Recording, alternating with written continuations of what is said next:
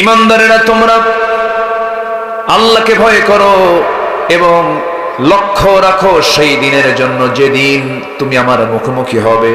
সে আগামী কালকের জন্য তুমি কি পাঠায় দিচ্ছ, কি জমা করেছো, সেই বিষয়ে তুমি লক্ষ্য করো। কথাগুলো সরাসরি কে বলছেন? আল্লাহ। কি আমলনামা তুমি পাঠাচ্ছ? খেয়াল করো, তুমি তোমার নিজের জীবনের জন্য, তুমি আগামীকালের জন্য কি পাঠাচ্ছ সেই দিকটা খেয়াল করো। আমার বন্ধুগণ, ব্যবসায়ী সকালে ব্যবসার জায়গায় বসে যখন সন্ধ্যা হয়ে যায়, সন্ধ্যা হওয়ার সঙ্গে সঙ্গে যখন সে বাড়ির দিকে ফিরবে, সেই সময় সে আয় ব্যয় যোগ বিয়োগ করে। আমার কি হলো, কি লাভ হলো, কি লস হলো। আল্লাহ বলছেন, বান্দারে 24 ঘন্টার আমলনামা নিয়ে তুই লক্ষ্য করবি, বসবি। রাত যখন হয়ে যাবে ইহতিসাব করবি, সারাদিন কোনটা ভালো কাজ করেছো, সারাদিন কোনটা মন্দ কাজ করেছো, সুন্দর করে হিসাব করে চিন্তা করে আমলনামা যেন তোমার ভারী হয়ে যায়। فَأَمَّا مَنْ ثَقُلَتْ مَوَازِينُهُ فَهُوَ فِي عِيشَةٍ رَاضِيَةٍ। নেক আমলনামা যদি তোমার ভারী হয়ে যায়, জান্নাত পেয়ে যাবে। এমন করে সাজানো গোছানো জীবন তুমি গ্রহণ করো। এমন সাজানো গোছানো জীবন যিনি পছন্দ করতে চান তিনি আমার কে? আমাদের জীবনকে অগোছালো হবে না, গোছালো হবে। অনিয়মতান্ত্রিক হবে না, নিয়মতান্ত্রিক হবে। নিয়মতান্ত্রিক একটা চেইনের মধ্যে আমাকে আপনাকে চলতে বলছেন, তিনি কে? আল্লাহ তাআলা। বলুন তো, পৃথিবীতে আমাদের আসলে কি হাসি করার জায়গা না কান্না করার জায়গা? বলেন তো। কান্নার জায়গা। আমি যখন মার পেট থেকে পৃথিবীতে এসেছি, এসেই আমরা কি, আমাদের ভাষা ছিল হাসি না কান্নার? বলেন বলেন বলেন। কান্না। তাহলে এখান থেকে বোঝা যায় পৃথিবী মূলত কিন্তু হাসির জায়গা নয়, এটা হচ্ছে কান্নার জায়গা। হাসার জায়গা কোথায় বলেন? বলেন। জান্নাত। বলুন, আনন্দ এবং হাসি, আনন্দ উল্লাস করার জায়গা কোথায়? জান্নাত। যারা দুনিয়াতে বেশি হাসি তামাশা করে নেবে, যারা দুনিয়াতে উল্টা পাল্টা উচ্ছৃঙ্খল জীবন যাপন করবে, তাদের জন্য সেদিন রয়েছে হলো মরণ, ভয়ঙ্কর একটি যন্ত্রণার জায়গা, যেটা সহ্য করার মতো ক্ষমতা আমাদের নাই। হুজিবাতুল জান্নাহ বিল মাকারিহি ওয়া হুজিবাতুন নার বিশ শাহাওয়াত। জাহান্নামটা সাজানো আছে দুনিয়ার আনন্দ উল্লাস দিয়ে, আর জান্নাত সাজানো আছে হলো দুনিয়ার কষ্ট, মোহ, ত্যাগ, কুরবানি দিয়ে। আল্লাহ পাক জান্নাতটাকে সাজিয়ে রেখেছেন, ঘেরাও করে রেখেছেন। সম্মানিত ভাইরা, তাহলে দুনিয়াকে আমরা সাজাবো আমরা আখিরাত দিয়ে। আমরা দুনিয়া চাই না আখিরাত চাই? একটু জোরে বলেন। মাহফিল এসে আখিরাত, কিন্তু মাহফিল শেষ হলে কি? দুনিয়া, তাই না? কিন্তু দুনিয়াও লাগবে, আখিরাতও লাগবে। দুনিয়াটা সাজাবো আখিরাতের জন্য। আখিরাতকে টার্গেট করে যদি কোনো বান্দা যদি দুনিয়া সাজায়, অবশ্যই সে তার টার্গেটে সে সফল হয়ে যাবে। কারণ দুনিয়ারও দরকার। আল্লাহ রাব্বুল আলামিন দুনিয়াও চাইতে বলেছেন। যারা পারেন ঠোঁট মিলিয়ে আমার সঙ্গে তাল মিলিয়ে বলুন, রব্বানা আতিনা ফিদ দুনিয়া হাসানাতাও ওয়া ফিল আখিরাতি হাসানাতাও ওয়া কিনা আযাবান নার ওয়াজআলনাল জান্নাতা মাআল আবরার। জোরে বলুন আল্লাহু আকবার। আয় আল্লাহ তাআলা, তুমি আমাকে দুনিয়ার হাসানা দিয়ে দাও, আখিরাতের হাসানাও দিয়ে দাও, এবং আমাকে সুন্দর জান্নাত তুমি আমাকে দিয়ে দাও। দুনিয়াও সুন্দর হতে হবে, আখিরাত সুন্দর হতে হবে। দুনিয়া একটা বান্দার জন্য তখনই সুন্দর হয় যখন সে দুনিয়াটাকে সাজায় ইসলাম দিয়া। কি দিয়া? ইসলাম দিয়ে যদি সাজায়, তার দুনিয়াটাও কি হয়ে যায়? সুন্দর হয়ে যায়। আজ পর্যন্ত 53 বছর দেশের বয়স চলছে স্বাধীনতার। আমার দেশ কি সাজানো হয়েছে? আস্তে দেশ কি সাজানো হয়েছে? না। যারা এই ক্ষমতা এসেছেন 25 বছর, কেউ 16 বছর, কেউ 9 বছর, কেয়ারটেকার গভর্নমেন্ট কয়েক বছর, সব তো দেশ চালালেন মুসলমানরা, কিন্তু মিনিমাম নামাজের আইনটা তারা সংসদে পাশ করতে পারেন না। দেশ কি এখন সাজানো? না। সাজাতে হবে কি দিয়া? আসতে বলবেন না, কি দিয়া সাজাতে হবে? আমরা নামাজ পড়ি কি দিয়া? নামাজটাকে সাজায় নেই কি দিয়া? নামাজের মধ্যে কি কোনো বিশৃঙ্খলা আছে? কোনো মারামারি আছে? কোনো হই হুল্লোড় আছে? কোনো বিশৃঙ্খলা আছে? এলোমেলো আছে? কি নামাজটা কি অগোছানো না গোছানো? গোছানো। কিসের জন্য? সেই কোরআন দিয়ে যদি আমরা নামাজ গোছাতে পেরেছি। নামাজ শুধু সমাজটা যদি কোরআন দিয়ে গোছানো নিতে পারি, সমাজটাও নামাজের মতো গোছানো হয়ে যাবে। নামাজ দিয়ে কোরআন দিয়ে নামাজ পড়ো, সমাজ কেন গড়ো না? কোরআন দিয়ে নামাজ পড়ো, সমাজ কেন গড়ো না? নামাজি কোরআন দিয়ে নামাজ পড়ো, সমাজ কেন গড়ো না? অনেকে নামাজি বিশ্বাসী কোরআন দিয়ে, কিন্তু সমাজ গড়তে বিশ্বাসী নয়। ওর নতুন করে ঈমান আনতে হবে। কি করে বলেন? নতুন করে ঈমান আনতে হবে। আমার দেশে এমন ঈমানদার আছে না নাই? নামাজ পড়বে কিন্তু সমাজ বিনির্মাণে কোরআনকে বাদ দিয়ে আমেরিকা থেকে আইন আনবে, ইউরোপ থেকে আইন আনবে, রাশিয়া থেকে আইন আনবে, ইহুদি খ্রিস্টান থেকে আইন আনবে, চীন থেকে আনবে, জাপান থেকে আনবে। কিন্তু কোরআন তার কাছে মনে হয় যে এটা পুরাতন, এটা হবে না, এটা মৌলবাদী, এটা জঙ্গিবাদী, এটা দিয়ে চলতে পারে না। এই চেতনার যারা ধ্বজাধরী, হাজারবার কালিমা পড়েও তাদের সেই কালিমার কোনো মূল্যায়ন আল্লাহর কাছে থাকবে না, যতক্ষণ না সে নামাজ এবং সমাজ কোরআন দিয়ে করার সিদ্ধান্ত না নেবে। কষ্ট পাচ্ছেন নাকি আপনারা? সম্মানিত ভাইয়েরা, সম্মানিত বন্ধুগণ, আমাকে আল্লাহ পাক কখন ক্ষমা করবেন? আল্লাহ তাআলা 5টা শ্রেণীকে মাফ করবেন। আমি 5টা শ্রেণী বলেই আমি আমার আলোচনা শেষ করব, কারণ আজান হয়েছে আরো 10 মিনিট আগে। আমরা আর মোটামুটি 15 থেকে 20 মিনিট আমরা কথা বলি, একসাথে এখানে আমরা নামাজ পড়ব। একটু জোরে বলি ইনশাআল্লাহ। রাজি আছি তো? কারো কোনো কষ্ট নাই তো? আচ্ছা, আমি এমন হুজুর না যে বেনামাজি হুজুর, এটা যেন মনে করেন। আমার দেশে কিন্তু অনেক দরবার আছে, নামাজও লাগে না, আছে কিন্তু খাজা আছে না, এরকম আছে না? পানির তলে মোমবাতি, বাবা বাতাসে নেবে না, বাবার নামে বাবার নামে হালকা দিলে, মানে জিকির হালকা দিলে ওযু গোসল লাগে না, আছে না? এরকম বহু দরবার কিন্তু আমার দেশে আছে। আল্লাহ তুমি এই সমস্ত ঈমান ছিনতাইকারী দরবার থেকে এই দেশকে হেফাজত করো। ওরা কিন্তু ঈমান ছিনতাইকারী, ওখানে গেলে ওরা ঈমান ছিনতাই করে নিয়ে নেয়। ওরা আল্লাহকে সেজদা বাদ দিয়ে পীরকে সেজদা দেওয়ায়, ভণ্ডকে সেজদা দেওয়া, আছে না নাই বলেন তো? কবর পূজা, পীর পূজা, আছে না নাই? আছে। আমরা সেজদা দেব কাকে? আল্লাহকে। সম্মানিত ভাইয়েরা, আমরা নামাজ পড়বো যত সময় আমি ঘড়ি দেখছি ইনশাআল্লাহ। আল্লাহ পাক 5টা শ্রেণীকে মাফ করবেন। নাম্বার 1, ভুল করে কোনো কাজ হয়ে গেছে, এরপরে ভুল বোঝার পরে সে সংশোধন করে নিয়েছে, এমন চরিত্র যদি কেউ অর্জন করতে পারে, আল্লাহ পাক তার ওই ভুলটাকে মাফ করে আল্লাহ পাক থেকে তার পছন্দের বান্দার কাতারে তার নামটা লিখে দিবেন। আমাদের জীবনে ভুল আছে না নাই? আছে। ভুল নাই কার? ভুল নাই কার? ভুল হয় না কার? আর ভুল হয় না এটা প্রমাণ করার জন্য সেটা হচ্ছে শয়তান, আছে না নাই বলেন তো? আছে। আল্লাহ ছাড়া পৃথিবীর এমন কেউ নাই যার ভুল নাই, ভুল হবেই।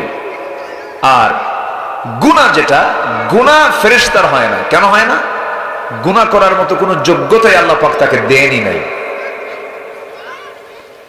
বান্দার গুনাহ করার যোগ্যতা আছে, এই জন্য বান্দার দ্বারা কিছু গুনাহ হয়ে যায়। কিন্তু আল্লাহ বলছেন, বান্দা অজ্ঞতাবশত যদি কোনো গুনাহ করে ফেলো, তুমি অগোচরে হঠাৎ করে হয়ে গেছে, তুমি যদি নিজেকে আবার সংশোধন করে আমার কাছে মাফ চাও, আমি তোমাকে মাফ করে দেব।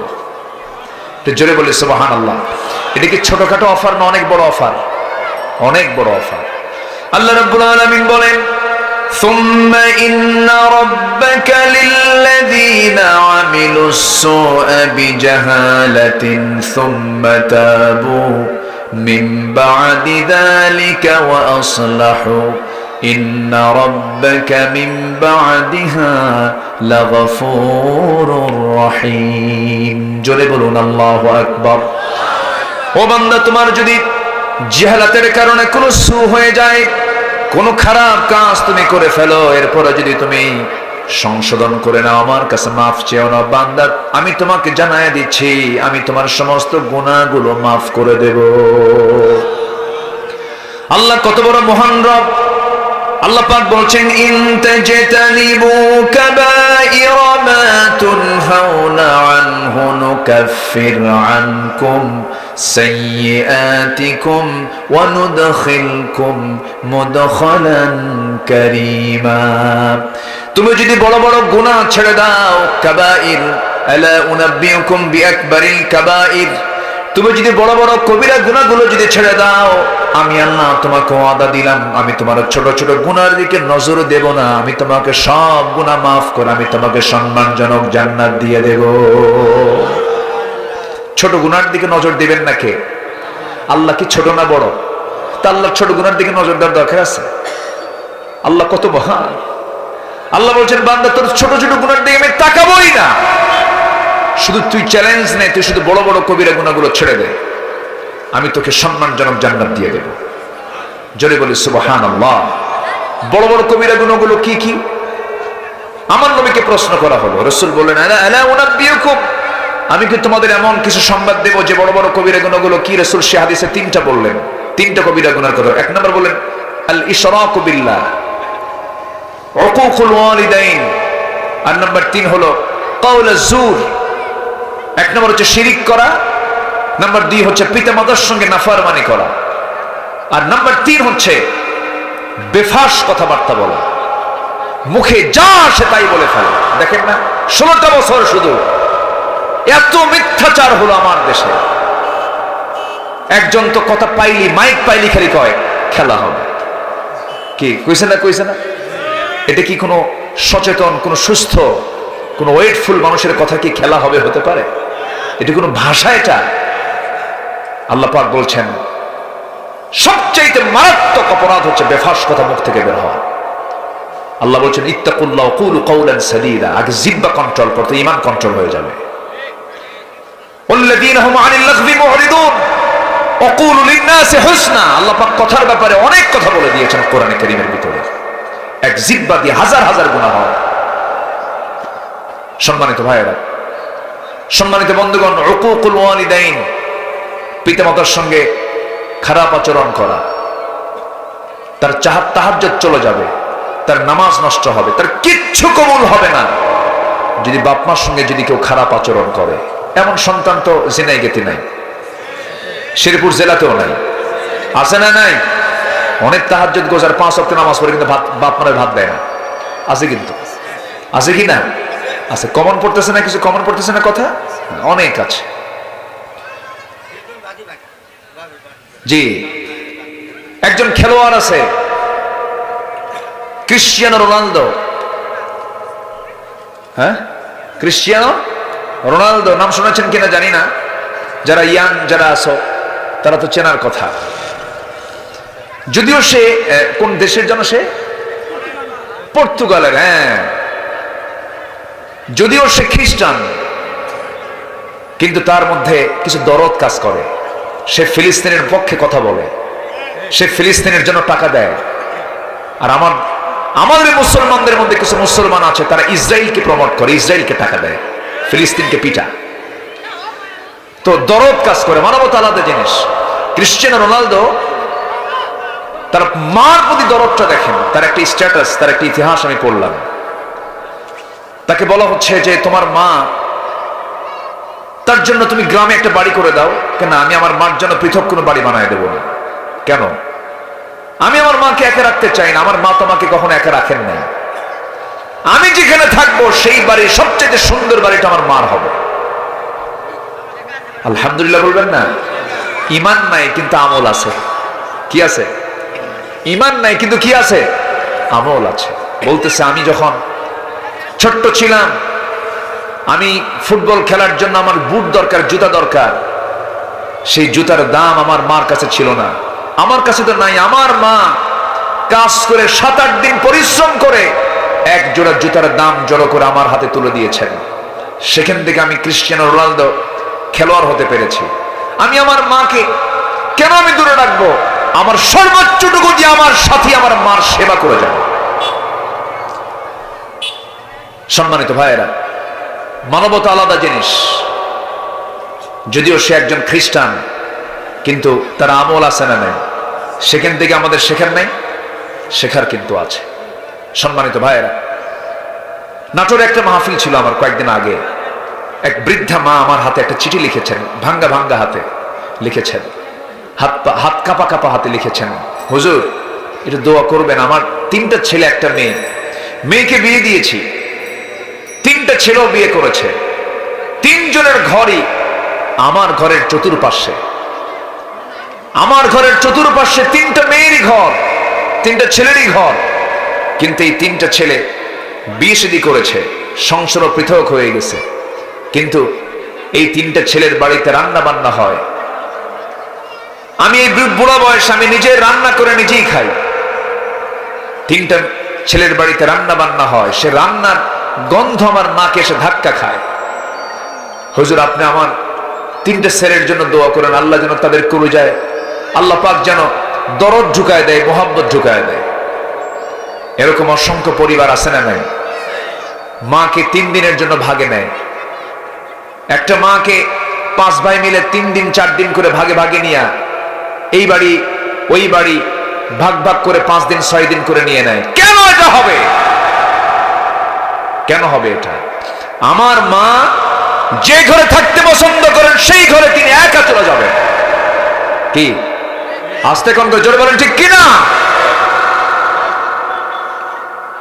অনেক বড় জ্বালা আছে, অনেক নামাজি আছে এরকম চরিত্রে। এগুলোকে পাল্টায় ফেলতে হবে, মানবিক হতে হবে আমাদের। সুন্দর বাড়ি হয়, বাপ মার জন্য থাকার জায়গা হয় হলো সিঁড়ির তলে। আমি কি ভুল বলতেছি? আমি কি ভুল বলতেছি? সব কিছু হয়, বাপ মার জন্য হয় না। কেন কেন এরকম হবে? সারা জীবনের সমস্ত আমলগুলো বরবাদ হয়ে যাবে যদি এমনটা আচরণ করা হয়। কোরআনকে প্রশ্ন করুন, কোরআন বলো খরচ করব আমি কোথায়? কোরআন বলে দিচ্ছে ইয়াসআলুনাকা মাযা ইউনফিকুন কুল মা আনফাকতুম মিন খায়রিন ফালিল ওয়ালিদাইনি ওয়াল আকরাবিন। হে রাসূল আপনাকে প্রশ্ন করবে খরচের খাতগুলো কোথায় কোথায়, আপনি বলে দেন 1 নাম্বার খাত হলো বাপ মার জন্য খরচ করা। জোরে বলি সুবহানাল্লাহ। আপনি বেতন যা পাবেন তার 1 নাম্বার খাত কার জন্য বলেন? বলেন বলেন বলেন।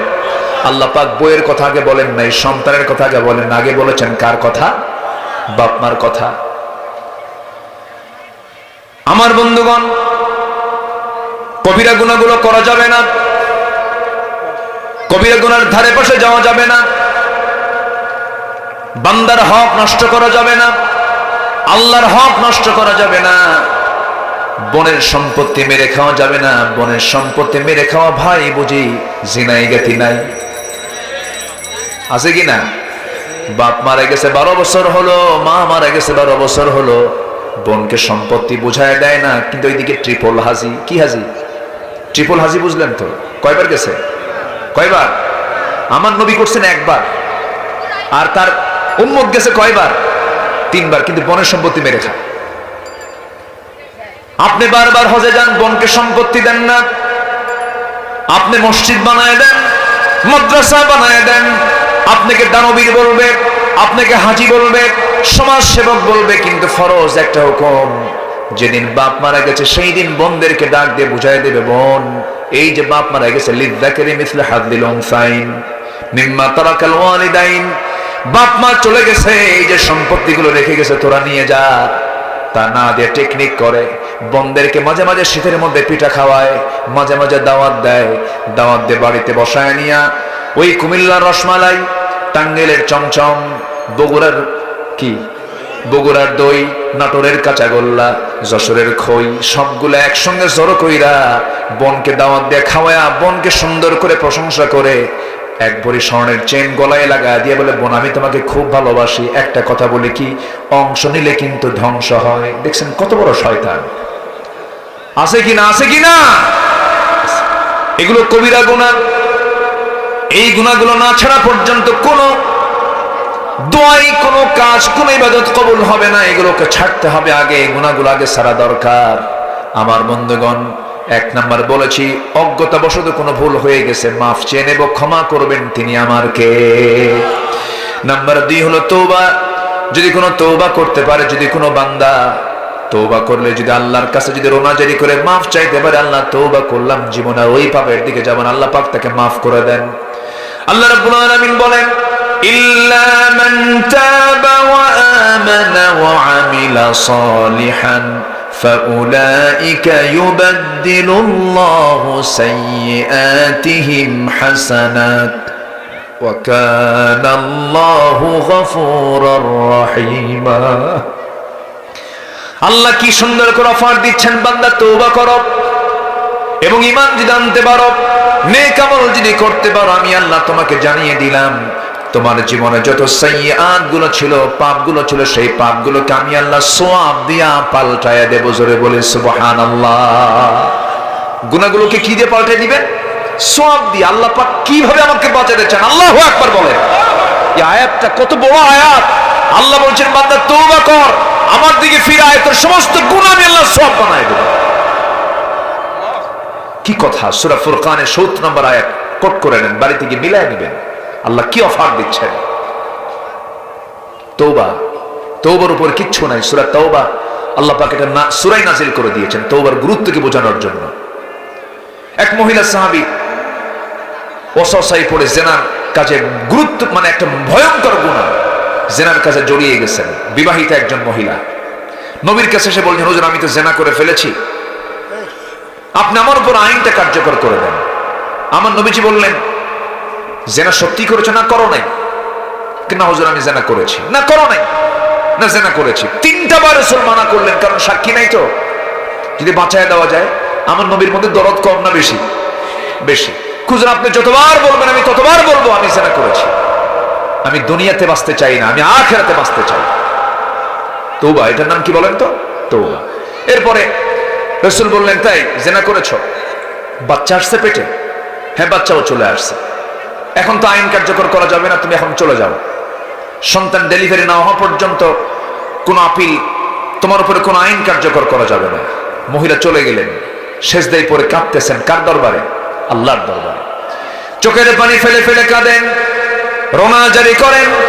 এক পর্যায়ে 9 মাস পার হয়ে গেল, সন্তান ডেলিভারি হওয়ার 2 দিন নয়, 3 দিন নয়, 4 দিন নয়, মাত্র 1 দিন পর নবীর সামনে গিয়ে হাজির হয়ে বলেছেন, হুজুর সন্তান তো ডেলিভারি হয়ে গেছে। রাসূল বলছেন, সন্তান তো ডেলিভারি হলো, সন্তানটা জীবিত না মৃত? সন্তান তো জীবিত আছে। রাসূল বললেন, যত কিছুই করো না কেন, তোমার আইনটা এই মুহূর্তে কার্যকর করা যাবে না তোমার উপরে, কারণ সন্তানের হক তোমার মধ্যে রয়ে আছে, তুমি দুধ পান করাও। হাওলাইনি কামিলাইন। ওই মহিলা সাহাবী আবার চলে গেলেন বাড়িতে। আসামি ধরার জন্য কোনো জেলখানাও লাগলো না, কোনো থানা লাগলো না, কোনো পুলিশ লাগলো না, কোনো সিআইডি লাগলো না। আসামি নিজেই ধরা দিয়েছে বিচারপতির সামনে, একমাত্র কার ভয়ে? কার ভয়ে? কার ভয়ে? জাতি ভালো হবে কার ভয়ে? না প্রশাসনের ভয়ে? জাতিকে দেখাতে হবে, শিক্ষা দিতে হবে, কিসের ভয়? কিসের ভয়? আল্লাহর ভয়। কোরআন শিক্ষাকে বাধ্যতামূলক করতে হবে। আগামীর দিন আমরা কোরআনের দিন দেখতে চাই। সব দেখা শেষ, দেখছি তো সবকিছু, কেউ নামাজ কায়েম করে নাই। আগামীর দেশ হবে এই দেশে কোরআনের দেশ। রাজি আছেন কারা কারা? হাত উঁচু করে দেখান মুসলমান।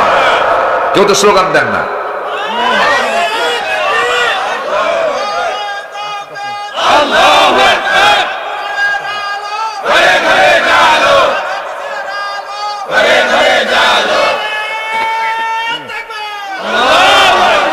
আল্লাহ কবুল করুন, জোরে বলে আমিন।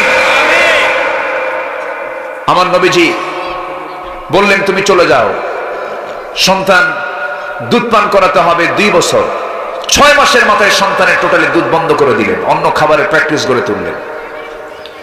অন্য খাবারের প্র্যাকটিস গড়ে তুলে সন্তানকে টোটালি দুধ বন্ধ করে দিয়া নবীর সামনে গিয়ে হাজির হয়ে বলছেন, হুজুর প্রথম দিন ফেরত দিয়েছেন, দ্বিতীয় দিনও ফেরত দিলেন, আজকের দিনটা আমাকে ফেরত দিবেন না, কারণ আপনি আমাকে আজকে যদি ফেরত দিয়ে দেন, হঠাৎ করে যদি মৃত্যু হয়ে যায় বড় বিপদে পড়ে যাব, জিনাকারের কাতারে আখিরাতে দাঁড়াতে হবে। এই যে সন্তান দুধ পান করা বন্ধ করে দিয়েছে, অন্য খাবার অভ্যাস শিখে গেছে, আমার নবীজি কাঁদা কাঁদা কণ্ঠে বলছেন, সন্তানটা দিয়ে দাও। রাসূল সন্তানটা কোলের মধ্যে নিলেন, উঁচু করে ধরলেন এবং বললেন, কে আছে এই সন্তানের লালন পালনের দায়িত্ব গ্রহণ করবে? যে ব্যক্তি এই ছোট্ট বাচ্চার লালন পালনের দায়িত্ব গ্রহণ করবে, ফাইয়া ফিল জান্নাতি কাহাতাইন, এই দুই নখের দূরত্ব সে অবস্থান করবে আমার সঙ্গে জান্নাতের মধ্যে। কয়েকজন দৌড় মেরে আসলেন, নবীজি একজনের হাতে সন্তানটা উঠায়া দিলেন। এরপর আমার নবীজি ওই মহিলাকে অর্ডার দিয়ে দিলেন, ও সাহাবীরা নিয়ে যাও, উন্মুক্ত মরু প্রান্তরে বুক পর্যন্ত পথে পাথর মেরে তাকে দুনিয়া থেকে বিদায় করে দাও। ফারজুমুহুমা নাকালাম মিনাল্লাহ। যখন পাথর মারা হচ্ছিল, সাহাবীরা যখন পাথর মারতেছিলেন, সাইয়েদনা আলী তার মধ্যে ছিলেন। সাইয়েদনা আলী যখন পাথর মারতেছিলেন, সেই পাথর মারার কারণে তার হাতে সে রক্ত যখন ছিটকে ছিটকে পড়তেছিল, নবীর কাছে বর্ণনা করছেন। নবীর কাছে বর্ণনা করে বলছেন, ইয়া রাসূলুল্লাহ, আমরা যখন পাথর মারতেছিলাম, সেই পাথর মারা অবস্থায় আমি ওই মহিলাকে যখন পাথর মারলাম, ওই মহিলার শরীর থেকে কয়েক ফোঁটা নাপাক রক্ত আমার গায়ে এসে লাগলো। নাসিকা কণ্ঠিত করলেন, নাক শিকায়া তুললেন। রাসূল বলছেন, ও আলী রে, তুমি কার রক্তকে নাপাক রক্ত বলো? তুমি কার রক্তকে নাপাক রক্ত বলছো? তুমি কি জানো ওই মহিলার রক্ত জমিনে স্পর্শ হওয়ার পূর্বে আল্লাহ রাব্বুল আলামিন তাকে জান্নাতের মেহমান বানায় নিয়েছে?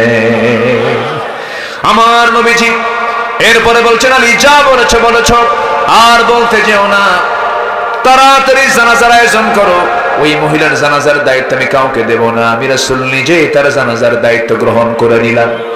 জানাজার আয়োজন হলো, নবীজি সবার সামনে দাঁড়ালেন, জানাজা সম্পূর্ণ হয়ে গেছে।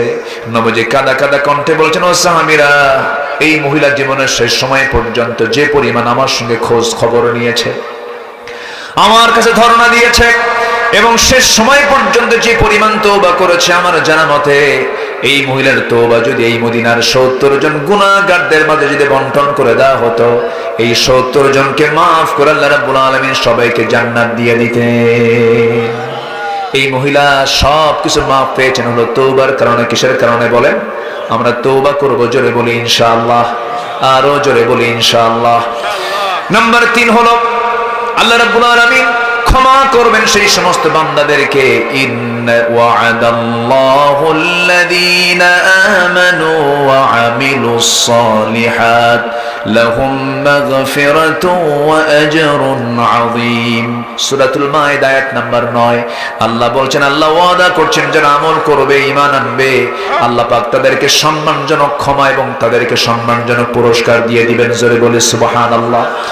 নাম্বার 4 হলো পাপাচারের পর যারা আল্লাহকে স্মরণ করবে, জেনে শুনে যারা গুনাহ পুনরাবৃত্তি করবে না, ওই গুনাহ যারা জেনে শুনে করবে না, আল্লাহ তাদেরকে মাফ করে দেওয়ার ওয়াদা করেছেন। ওয়াল্লাযীনা ইযা ফাআলু ফাহিশাতান আও যালামু আনফুসাহুম যাকারুল্লাহ ফাস্তাগফিরু লিযুনুবিহিম ওয়া মান ইয়াগফিরুয যুনুবা ইল্লাল্লাহ। জোরে বলুন আল্লাহু আকবার।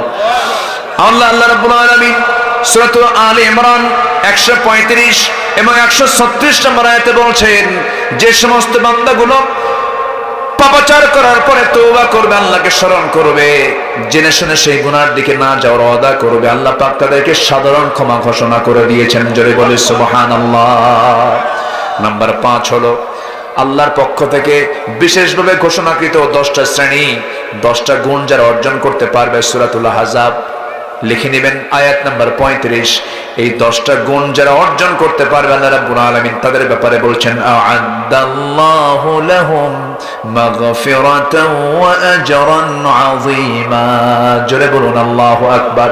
আল্লাহ ওয়াদা করছেন তাদেরকে ক্ষমা করার এবং বিশাল পুরস্কার দেওয়ার। 10টা বিশেষ শ্রেণী: মুসলিম, মুমিন, অনুগত, সত্যবাদী, ধৈর্যশীল, বিনয়ী, দানশীল, এরপরে রোজাদার, লজ্জাস্থানের হেফাজতকারী, আল্লাহর জাকির, অধিক স্মরণকারী। এই 10টা গুণ যারা অর্জন করবে, আল্লাহ পাক তাদেরকে জান্নাতের ঘোষণা করেছেন। জোরে বলে সুবহানাল্লাহ। ব্যাখ্যামূলক কথা বলার আর কোনো সুযোগ নেই, আমি এতটুকু শুধু আপনাদেরকে জানিয়ে দিয়ে যাচ্ছি।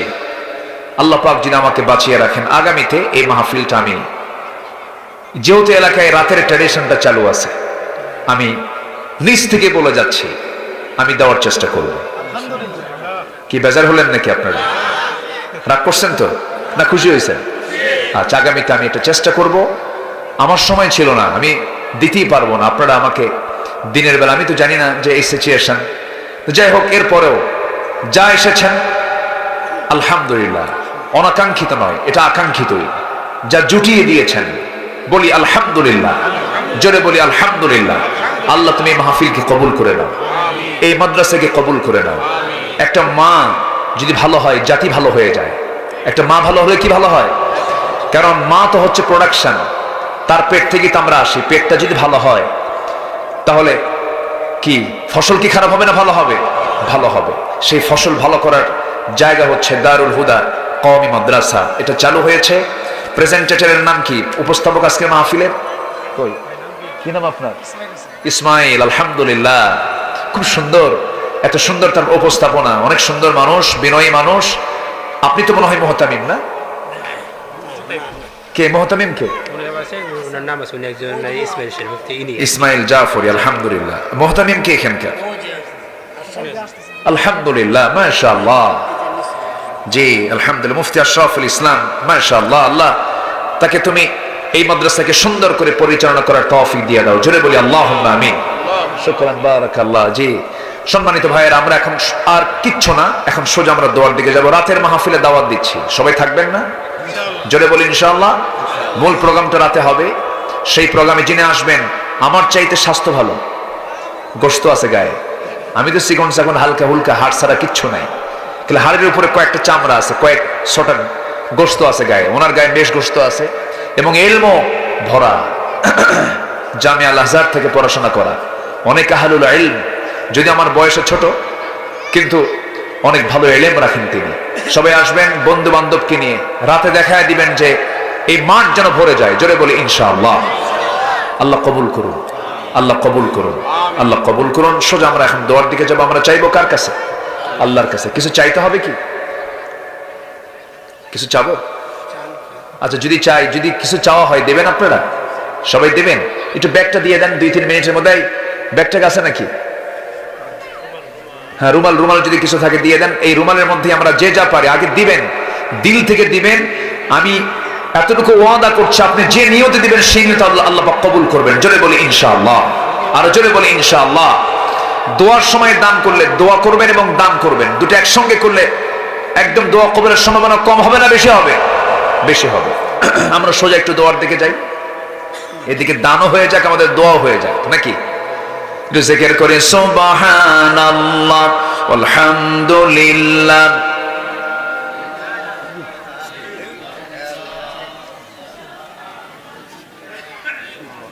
যে আমরা যে যা পারি, আমার মাদের ভিতর থেকে সবাই দিবেন, তবে কম টাকা দিবেন না, লোকজন কম থেকে বেশি বেশি দিবেন, যেন বেশি লোকের হক আদায় হয়, যা এসেছেন তার ডাবল লোকের হক যেন আদায় হয়, একটু ধরে ধরে দিবেন সবাই। আল্লাহ সবাইকে কবুল করুন, জোরে বলি আমিন। যে থানা আমির, আল্লাহু আকবার, তিনি দিয়েছেন 3000 টাকা, জোরে বলি মারহাবা। আল্লাহ কবুল করে, নেক নিয়ত মঞ্জুর করে, জোরে বলি আল্লাহুম্মা আমিন। জি আসেন, আমরা যে যা পারি আমরা দেব ইনশাআল্লাহ। আল্লাহ তুমি সবাইকে দিল থেকে দেওয়ার তৌফিক দাও।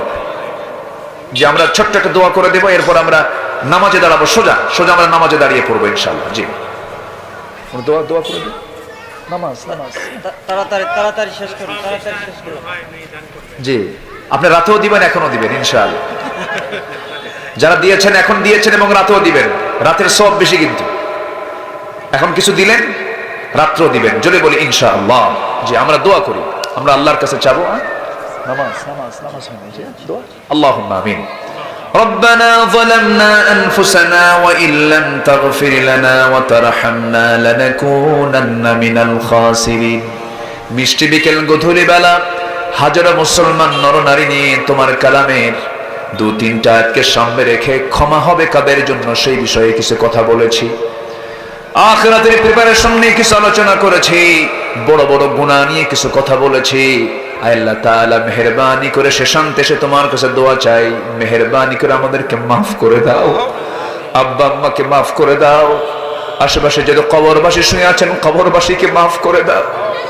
আল্লাহ তাআলা যাদের জায়গার উপরে মাদ্রাসা প্রতিষ্ঠা পেয়েছে তাদেরকে মাফ করে দাও। সভাপতি মহোদয়কে তুমি আল্লাহ কবুল আর মঞ্জুর করে নাও, তার দানকে কবুল করো। আমির মহোদয়ের তুমি দানকে কবুল করে নাও। আল্লাহ তাআলা এই মাহফিলকে কবুল করে নাও। তোমার বান্দাগুলোকে নিয়ে এমন সময় হাত তুলেছি যে সময় পৃথিবীতে কোথাও শান্তি নাই, বাইতুল আকসা মুসলমানদের প্রথম কিবলা, তুমি আল্লাহ মুসলমানদের হাতে তুলে দাও। বাইতুল আকসা সহ ফিলিস্তিন তুমি আল্লাহ ইহুদি মুক্ত করে দাও। সিরিয়াকে যেমন জুলুম মুক্ত করেছো, ফিলিস্তিনকে তেমন ইহুদি মুক্ত করে দাও। আয় আল্লাহ তাআলা সুজলা সফলা শস্য শ্যামলা বাংলার জমিনকে কোরআনের জন্য কবুল আর মঞ্জুর করে নাও। 55,000 বর্গ মাইলের সোনার বাংলাদেশকে তুমি আল্লাহ দ্বীনের জন্য কোরআনের জন্য কবুল আর মঞ্জুর করে নাও। ওয়া রাহমাতুল্লাহি ওয়া বারাকাতুহু। আসসালামু আলাইকুম ওয়া রাহমাতুল্লাহি ওয়া বারাকাতুহু। إن الحمد لله الأكرم الذي خلق الإنسان وكرم وعلمه من البيان ما لم يعلم، فسبحان الذي لا يحصى امتنانه باللسان ولا بالقلم. نشهد أن لا إله إلا الله وحده لا شريك له، ونشهد أن سيدنا وحبيبنا ومولانا محمدا عبده ورسوله الذي أرسله بالحق بشيرا ونذيرا وداعيا إلى الله بإذنه وسراجا منيرا. فقد قال الله تعالى في كلامه المجيد وفرقانه الحميد: أعوذ بالله من الشيطان الرجيم. بسم الله الرحمن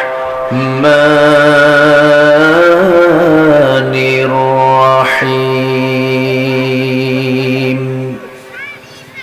إن الله وملائكته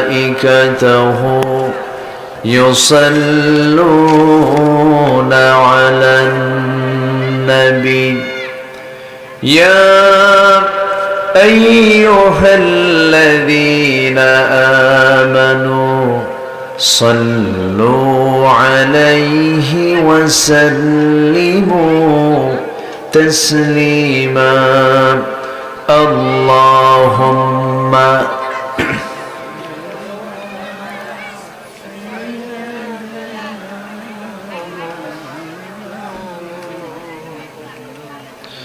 وعلى آل سيدنا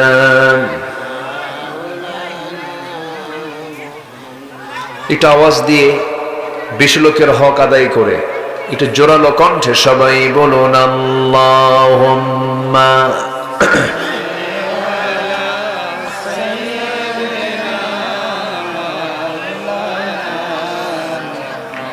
وعلى آل سيدنا. সবাই বলুন বালাগাল উলা বিকামালিহি কাশাফাত তুজা বিজামালিহি হাসনাত জামিউ খিসালিহি সাল্লু. سراج الملة تمهي فخر دو عالم دلبار مولاه شريف الأنبياء نسخا كل أديان دغره بلغ العلا بكماله كشف التجى بجماله حسنت جميع خصاله سلوا আমি কোরআনের সুর মাঝে শুনেছি যে নাম, আজানের সুর মাঝেও শুনেছি সে নাম। ও নাম শুনেছি আমি আমার হৃদয়, হে রাসূল নবীজি তোমায়, হে রাসূল নবীজি তোমায়। সবাই বলি সাল্লাল্লাহু আলাইহি ওয়াসাল্লাম।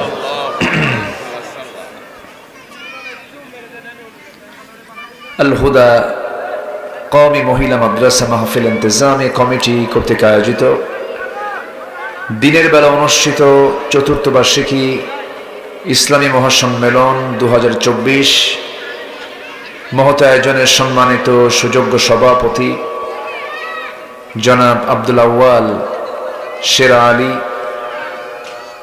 আজকের মাহফিলের প্রধান অতিথি মাননীয় এক্স পার্লামেন্টারিয়ান জনাব মাহমুদুল হক রুবেল,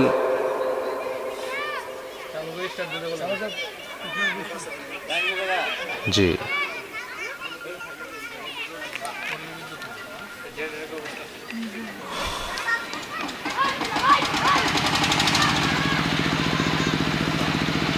সাইডে মেশিনটার সাইডে কিছু দেওয়া যায় না, মেশিনের সাইডে কিছু দেওয়া যায় না সাউন্ড অন্যদিকে ডাইভার্ট করার জন্য প্রোটেকশন দিতে হয়। একটু কোনো একটা ঘরের ওয়ালের পাশে দিলে ভালো হয়, একটা ওয়ালের পাশে দিলে ভালো হয়।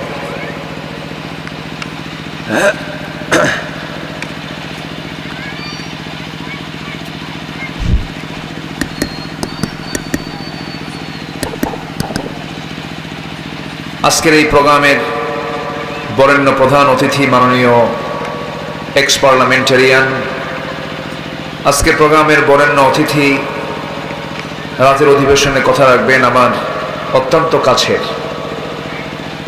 আমার প্রিয় ভাই, আমার অনুজ জনাব আবুল কালাম আজাদ আল আজহারি।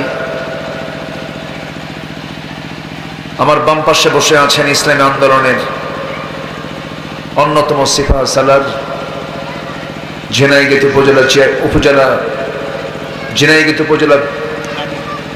উপজেলার সম্মানিত আমির মহোদয়, আজকের মাহফিলের বরেণ্য অতিথিবৃন্দ, হযরত উলামায়ে কেরাম, ফদলায়ে ইজম, সামনে উপস্থিত আমার প্রাণ প্রিয় সম্মানিত দ্বীনী ভাইরা, আড়ালে বসে আছেন শ্রদ্ধেয়া সম্মানিতা মা বোনেরা। আলোচনার সূচনায় আনুষ্ঠানিকতার মধ্য দিয়ে আমার পক্ষ থেকে আবারও দিল খোলা সালাম, আসসালামু আলাইকুম ওয়া রাহমাতুল্লাহি ওয়া বারাকাতুহু। সবাই কেমন আছেন? সবাই কেমন আছেন? আলহামদুলিল্লাহ। মহান রব্বে করিমের লাখ কোটি শুকর যে মহান আল্লাহ সুবহানাহু ওয়া তাআলা অসংখ্য লোকের মাঝ থেকে বাছাই করে আমাকে আপনাকে পৃথিবীর শ্রেষ্ঠ জায়গা কোরআনের মজলিসে আসার বসার তৌফিক দিয়েছেন। কালিমাত শুকর আদায় করি, বলছি আলহামদুলিল্লাহ। দরুদ পড়ছি প্রাণ প্রিয় নবীর উপরে, সরওয়ারে কায়নাত রাহমাতুল লিল আলামিন, সর্বকালের সর্বযুগের সর্বশ্রেষ্ঠ মহামানব রাসূল আকরাম নবী মুকাররম জনাবে মুহাম্মদুর রাসূলুল্লাহ, সেই নবীর উপরে দরুদ পড়লাম যে নবীর শান মান আল্লাহ তাআলার পরেই যার মর্যাদা, এমন একজন নবীকে আমরা পেয়েছি, বলি আলহামদুলিল্লাহ। আবার এমন কিতাব আমরা পেয়েছি, কোরআন শরীফ নাই এখানে, এমন একজন রসুলকে আমরা পেয়েছি যিনি হচ্ছেন সাইয়্যিদুল আম্বিয়া, সকল নবীদের তিনি সর্দার। বাইতুল আকসায় যখন আমার নবীজির মেরাজের যখন ট্রানজিট চলছিল, মেরাজ হবে, সেই রাতে আল্লাহ রাব্বুল আলামিন গোটা পৃথিবীর সকল কওমের সব নবীগুলোকে, লিকুল্লি কওমিন হাদ, সব পয়গম্বরকে আল্লাহ রাব্বুল আলামিন, বিদ্যুৎ আসছে, আচ্ছা নেন ঠিক করেন।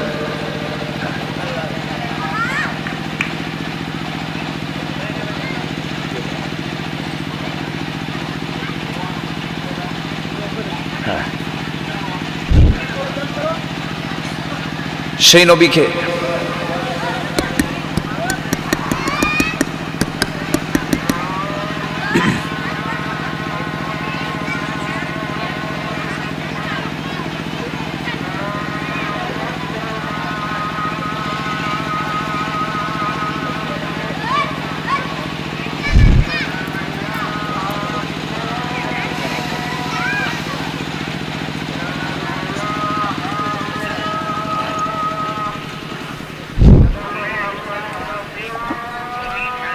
সেই নবীর সামনে আল্লাহ তাআলা সকল পয়গম্বরকে হাজির করে সেই বাইতুল মুকদ্দাসের সকল নবীদের নামাজের ইমামতি করেছেন মুহাম্মদুর রাসূলুল্লাহ সাল্লাল্লাহু আলাইহি ওয়াসাল্লাম।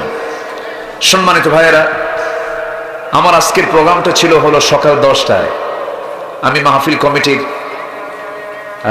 সুবিধার্থে বললাম সকাল 10টায় মানুষ তো আসতে হয়তো কষ্ট হবে, এটাকে জোহর পরে নিয়ে নেন। তারা খুবই আনন্দ চিত্তে নিয়েছেন। তো জোহর পরে জনসংখ্যা খুবই কম ছিল, এখনো যা আছেন আমি মনে করি এটা কম নয়। ইন্নী দাআউতু কওমি লাইলা ওয়া নাহারা, সাইয়্যিদনা নূহ আলাইহিস সালাতু ওয়াস সালাম তিনি 900 বছর দাওয়াত দিয়েছেন 24 ঘন্টা দিনে রাতে। ফলাফল হলো ইসলাম কবুল করেছে মাত্র 80 থেকে 90 জন। আমার নবীর দাওয়াত কি বিফল ছিল না সফল ছিল? সফল ছিল। হতাশার কোনো কারণ নেই। তো এখানে মানুষের অভাব হলেও ফেরেশতার কি অভাব আছে? আসতে কয় ফেরেশতার কি অভাব আছে নাকি? আছে। তো কোনো টেনশন নেবেন না। আমার বিশ্বাস আল্লাহ পাক এই মাহফিল কবুল করে নিয়েছেন। বলি আলহামদুলিল্লাহ, জোরে বলি আলহামদুলিল্লাহ। আজকের প্রোগ্রামের যিনি প্রেজেন্টেটর, উপস্থাপক, কই আমার উপস্থাপক ভাই কোথায়? এত সুন্দর প্রেজেন্টেশন, খুব সুন্দর তার উপস্থাপনা, সুন্দর তার বচনভঙ্গি, আলহামদুলিল্লাহ। আমি সভাপতি সাহেবের সাথে আমি একটা কথার একমত নই। উনি বলেছেন যে, উনি একটু রাগ করেই বলেছেন যে হুজুর হয়তো এমন কিছু কথা বলবেন না যাওয়াই ভালো, বিপদে পড়ে যাব।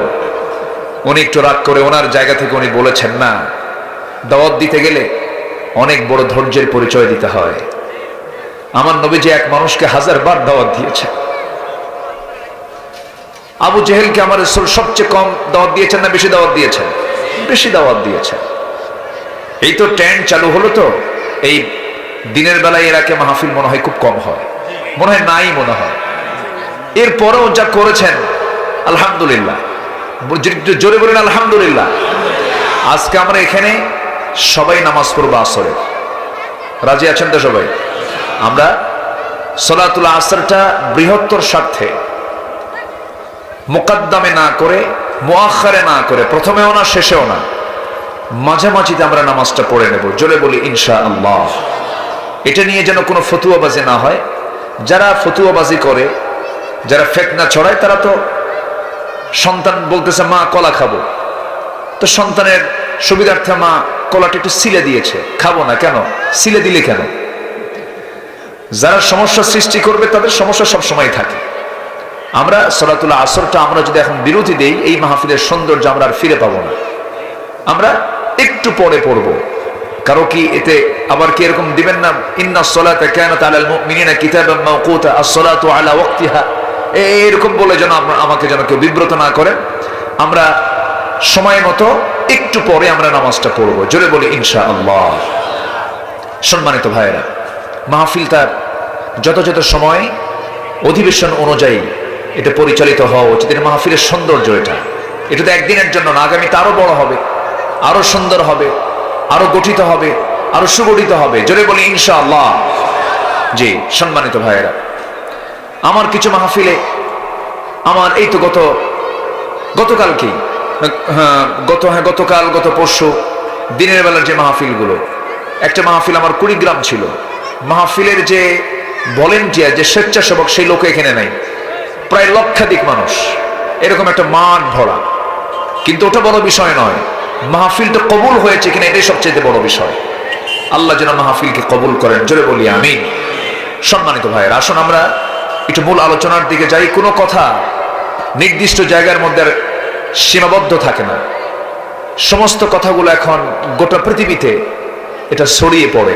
প্রযুক্তির কল্যাণে, ক্যামেরার এই প্রযুক্তির যুগে, ইউটিউব অনলাইনের যুগে কোনো কথা নির্দিষ্ট কয়েকজন মানুষ শোনে না। আমার এই বক্তব্য আপনি ভাববেন না যে শুধু আপনি শুনছেন। এই কথাগুলো কোটি কোটি মানুষের মাঝে চলে যাচ্ছে এবং চলে যাবে। কথা বোঝেন না? শুনুন, আমরা কথাগুলো একটু মনোযোগ দিয়ে আমরা শুনি।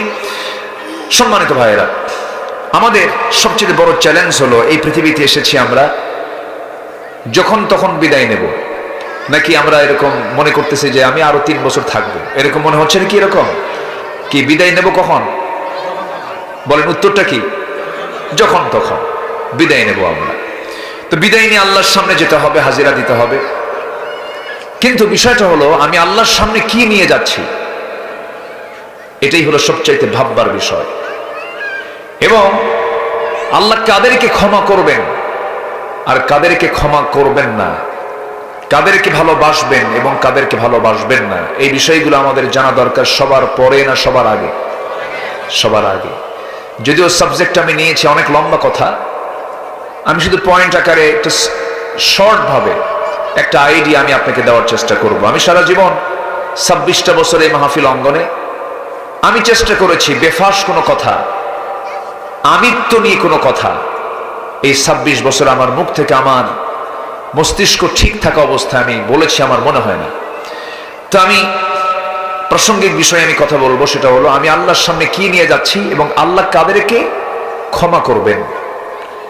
আল্লাহ মোটামুটি ওই সমস্ত বান্দাদের ক্ষমা করবেন, 5টা শ্রেণী যারা পৃথিবীতে আছে এইদেরকে আল্লাহ পাক ক্ষমা করবেন। 5টা শ্রেণীকে, 5 জনকে আল্লাহ পাক ক্ষমা করবেন, আর বাকি কাউকে ক্ষমা করা হবে না। এই 5 জনের মধ্যে যেন আমরা পড়ে যাই, জোরে বলি ইনশাআল্লাহ। জোরে বলি ইনশাআল্লাহ। আমি একটা আমার আলোচনার পয়েন্ট আউট করে দিলাম। এখন আসেন একটু লাইনে আমরা আলোচনার দিকে আস্তে আস্তে আমরা একটু ঘুরে দাঁড়াই।